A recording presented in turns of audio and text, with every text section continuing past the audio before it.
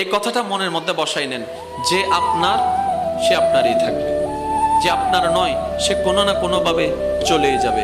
আর যখন চলে যাবে বুঝে নেবেন সে আপনার ছিল না, এতদিন আপনি অনুমানে ছিলেন।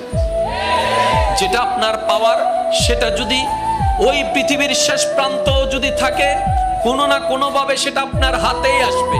আর যেটা আপনার নয়, এটা যদি আপনার হাতের কাছেও থাকে আপনি স্পর্শ করতে পারবেন না। বাস এই দুইটা কথা যদি আমরা কোনোভাবে মনে এবং মাথায় রবের উপর ভরসা করে বসাই ফেলতে পারি, আমাদের জীবনের অর্ধেক ডিপ্রেশন এমনিতেই কমে যাবে। সুবহান। ধৈর্যের ফল মিষ্টি হয়। ধৈর্যের ফল, বাক্যটা আবার খেয়াল করেন, ধৈর্যের ফল মিষ্টি হয়। কখন হয় সেটা কিন্তু বলা নাই, কখন হয় কি বারে হয় সেটা কিন্তু বলা নাই। তার মানে ধৈর্যের ফল মিষ্টি হবে, এটাই সত্য। কিন্তু সেই সময়টা যেন আমরা